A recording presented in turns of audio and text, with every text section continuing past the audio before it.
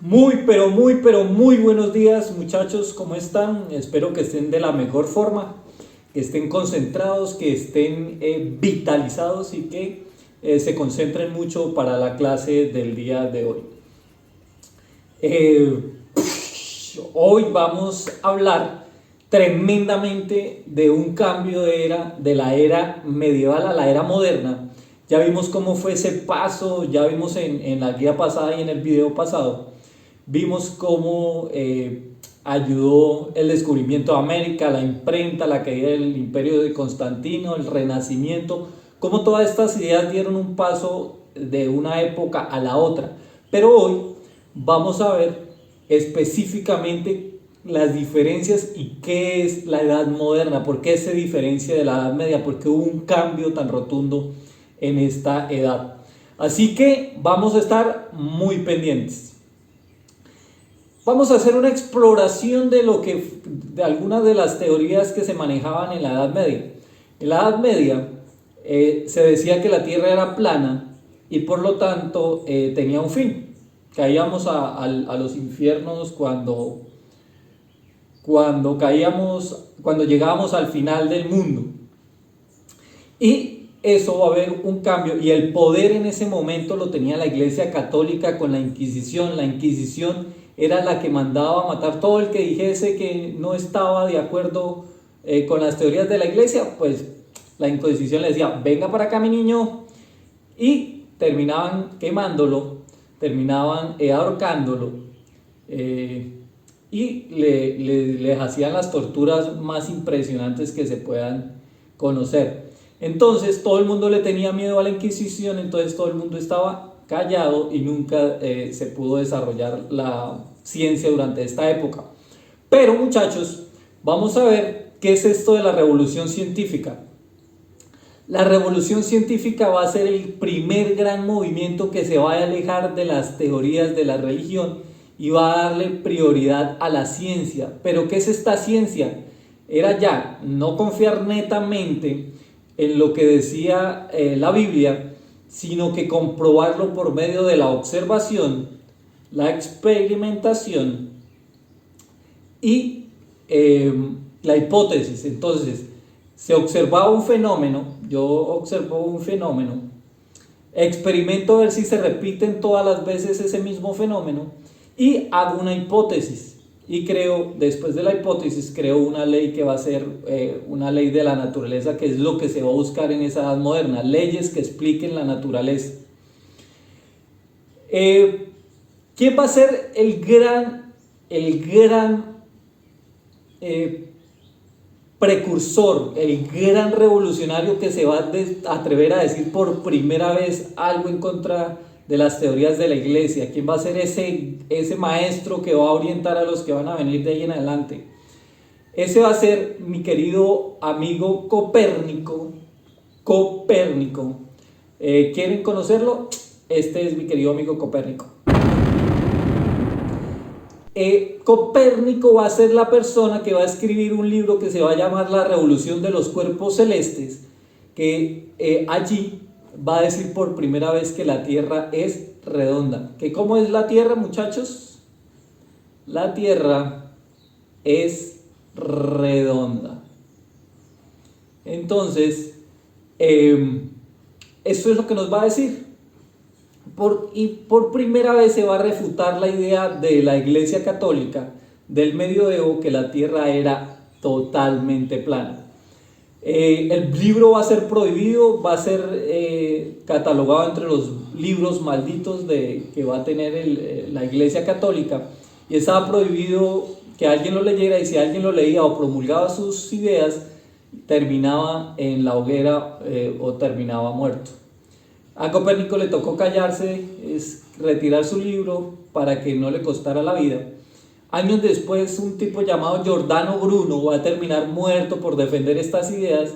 Entonces va a ser muy difícil que se sigan, pero van a haber algunos valientes que van a ser capaces de decir: no, nosotros tenemos la razón y por lo tanto vamos a seguir haciendo ciencia. Y estos grandes revolucionarios van a dar inicio a la edad moderna. Esta revolución científica comenzó más o menos en el siglo XVI, va a llegar hasta el siglo XVIII, más o menos vamos a estar 3 siglos, el XVI, el XVII y el XVIII, con esta revolución científica. Va a haber un cambio, ¿y cuál va a ser el cambio fundamental? Quiero que esto, por favor, lo tengan claro. El cambio fundamental va a ser un cambio no solamente de visión del mundo, sino un cambio de visión del universo. La Iglesia Católica decía que el centro del universo era la Tierra. ¿Por qué? Porque aquí, en la Tierra, había nacido Jesucristo.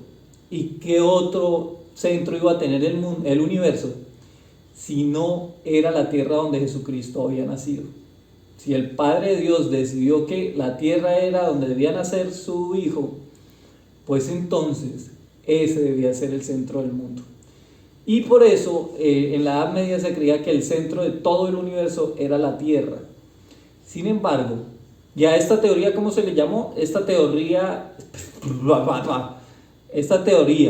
donde la Tierra es el centro del mundo, se llama teoría geocéntrica.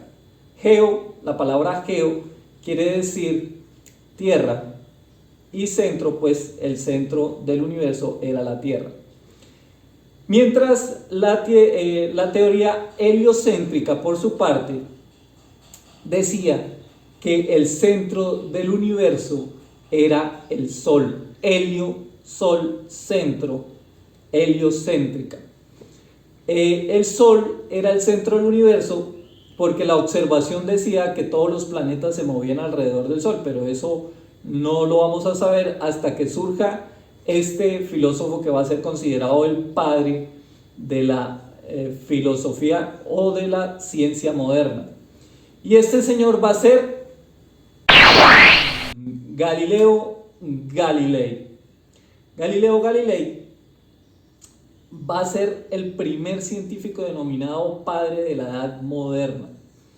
Va a ser perseguido por la Iglesia por sus teorías, sobre todo por cambiar la idea de que no es desde la contemplación, desde la idea de lo que dice la Biblia, donde vamos a encontrar la verdad, sino que la verdad se va a encontrar en la observación, la experimentación y la creación de hipótesis. Va a sufrir la persecución por la Iglesia Católica. Él se va a atrever a decir que la Tierra es redonda, además de que el Sol es el centro del universo y que todos los planetas giran alrededor del Sol.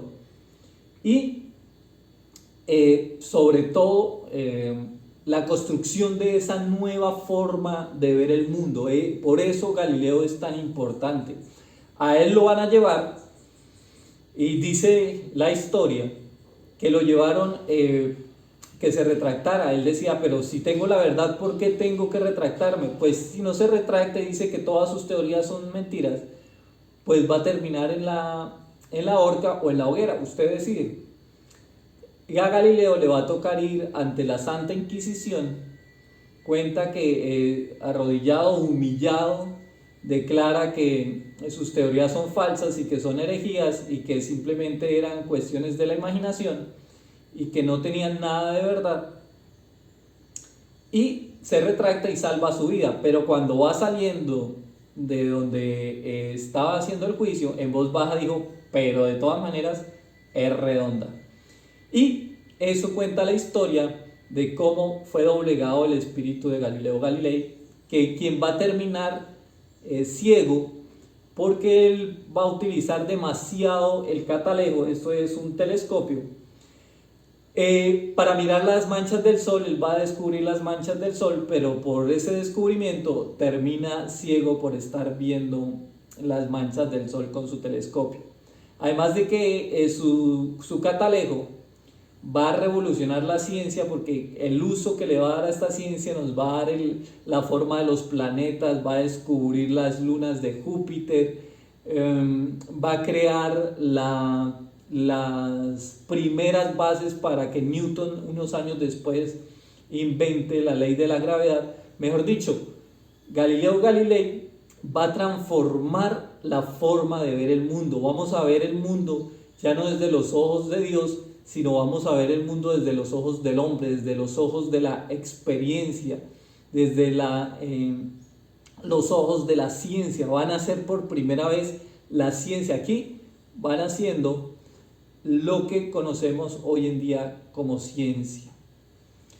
El catalejo no va a ser una invención de Galileo Galilei, había sido inventada por un francés, pero Galileo es quien le va a dar esta forma y esta maravillosa, el maravilloso uso que nos va a llevar a la revolución científica de la Edad Moderna. Asimismo, va a haber otra persona que va a perfeccionar las teorías que ya había implementado el señor Galileo Galilei, y ese señor va a ser el señor Johannes Kepler. Kepler no solamente va a decir que efectivamente la Tierra era redonda, sino que giraba alrededor del Sol no de forma circular, no, sino de forma elíptica. Para que me entiendan, no le daban los cálculos si las órbitas eran de formas redondas como aquí se muestra, sino que eran de forma elíptica, que es de esta forma como va a decir Kepler, que es así se garantiza de que hay un movimiento que se calcula que el Sol en 365 días da una vuelta, la Tierra da una vuelta en 365 días. Esto va a ser su primer ley, la primera ley de Kepler, que va a aclarar cómo se mueven los planetas, porque Galileo decía, bueno, nos movemos alrededor del Sol, pero es en un círculo perfecto, y los cálculos matemáticos para que dieran en 365 días esa vuelta no le daban a Kepler. Entonces Kepler creó una ley matemática que calculaba cómo debían ser las órbitas, y descubrió que las órbitas no eran redondas sino elípticas, como una elipse, como un huevo. Eran las órbitas por donde nos movemos. Eso le llevó a constatar que los planetas, cada vez que estaban más cerca del Sol, se movían más rápido, y cuando se alejaban era mucho más lento su movimiento. Esta ley va a dar paso para que, como ya habíamos dicho, tanto Galileo como Kepler le van a dar a Newton las bases para que sea Newton quien descubra la ley de la gravedad y por qué los cuerpos más grandes atraen a los cuerpos más chicos. Perdón. Y entonces decimos, la primera ley era la ley en la que se determina que las órbitas de los planetas son elípticas. Segunda, que entre más cercanos esté al Sol, más rápido se van a mover los planetas. Eso quiere decir que el planeta atrae a los planetas, que el Sol atrae a los planetas de forma más rápida.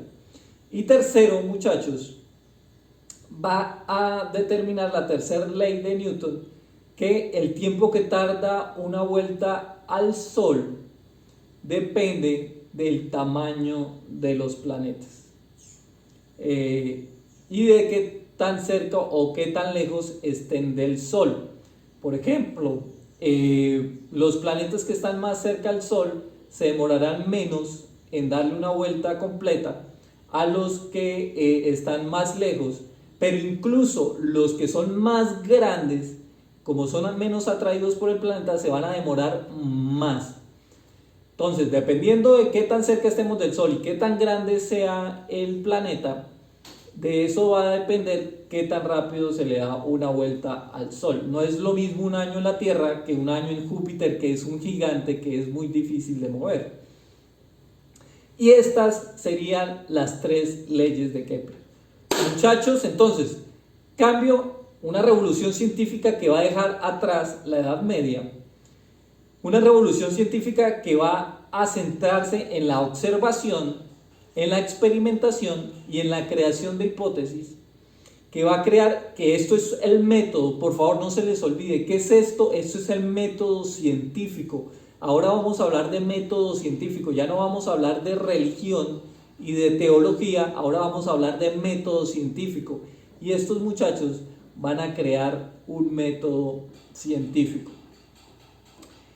Eso va a ser la revolución científica que los tres autores que acabamos de nombrar, Copérnico, Galileo y Kepler, van a llevar a su máxima expresión y van a dar inicio para que personas tan ilustres como Descartes o como Galileo o como Isaac Newton después teoricen sobre ya esta nueva época y se vuelvan los grandes maestros de esta época. Para que veamos más o menos y entendamos, vamos a hacer este experimento. En la casa van a coger un objeto pesado, uno mucho más pesado y uno más liviano. Y ustedes me van a colocar antes de hacer el experimento, según en su cabeza, qué pensarían que cuál cae primero al piso. ¿El cuerpo más pesado o el cuerpo más liviano? ¿Cuál caería primero al piso? Ustedes me anotan en un papel antes de experimentarlo y me hacen un pequeño video mostrándome, profesor, yo creo que cae primero voy a experimentar. Hacen el experimento, cogen los dos a la misma distancia, el pesado y el liviano, los suelta, caen y coloca qué es lo que observa. Y me dice, profesor, yo antes pensaba esto, después de la experimentación constaté esto, eso quiere decir que va a pasar esto con todos los objetos, y esa sería la hipótesis. Primero,